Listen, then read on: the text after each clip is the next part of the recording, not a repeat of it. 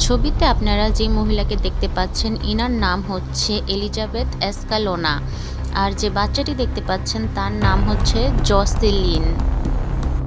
এই মহিলা 2 বছরের জসলিনের হাতে গ্লু লাগিয়ে তাকে দেওয়ালের সাথে আটকে দিয়ে তারপর তার উপর নির্মম অত্যাচার করে তাকে মেরে ফেলে।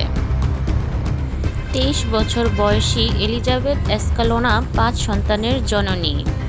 জসলিন তার সবচেয়ে ছোট সন্তান, যার বয়স মাত্র 2 বছর ছিল। 2 বছরের জেসলিনকে তিনি পটি ট্রেনিং দিচ্ছিলেন, কিন্তু একদিন ভুলবশত জেসলিন তার প্যান্টের ভিতর প্রস্রাব করে দেয়, যা দেখে এলিজাবেথ খুবই ক্ষিপ্ত হয়ে যায় এবং জসলিনকে অকথ্য ভাষায় গালিগালাজ করে তার উপর নির্মম অত্যাচার করে। এক পর্যায়ে তার হাতে গ্লু দিয়ে দেওয়ালের সাথে আটকে দেয়, তারপর তার পিঠে এমন জোরে আঘাত করে যে তার বুকের হাড্ডি ভেঙে যায়। অত্যাচারের পর তিনি জসলিনকে ওই অবস্থায় ফেলে রাখে। জসলিনের গ্র্যান্ডমা এসে তাকে এই অবস্থায় দেখতে পেয়ে তাকে দ্রুত উদ্ধার করে হসপিটালে ভর্তি করে, কিন্তু ততক্ষণে অনেক দেরি হয়ে গেছে। জসলিন পৃথিবী থেকে চলে গেছে। তারপর তার মার বিরুদ্ধে মামলা হয়। তার মা তার সমস্ত গুনাহ স্বীকার করে যে হ্যাঁ, তিনি তাকে এইরকম নির্মমভাবে অত্যাচার করেছে।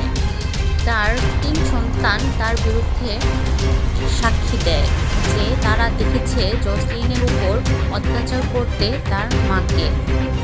তারপর জজ তার উপর কোনো রকম দয়া মায়া ছাড়া তাকে 99 বছরের জেল দেয়। I find you guilty of the offense charged. I'll set your sentence at confinement in the penitentiary for a period of 99 years. The sentence goes into effect today. As required by law, you will receive all back time credits. Counsel, is there any reason at all a sentence should... রায় শুনে Elizabeth এসকালোনা খুবই shocked হয়ে যায়।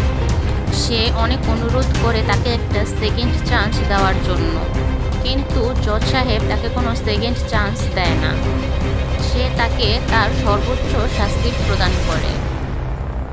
Elizabeth এসকালোনা এই রায়ের বিরুদ্ধে আবার appeal করতে চায়, কিন্তু সেটা খারিজ করে দেওয়া হয়। তো বন্ধুরা, আপনারা বলেন, এলিজাবেথ এসকালোনা কি তার যথার্থ শাস্তি পেয়েছে, নাকি সে সেকেন্ড চান্স ডিজার্ভ করত? আপনাদের কি মনে হয়? অবশ্যই আপনার গুরুত্বপূর্ণ মতামতটি আমাদের কমেন্ট বক্সে জানিয়ে দেবেন। অ্যান্ড অবশ্যই আমার চ্যানেলটি সাবস্ক্রাইব এবং ফেসবুকে দেখে থাকলে অবশ্যই ফলো দিয়ে দেবেন। Thank you.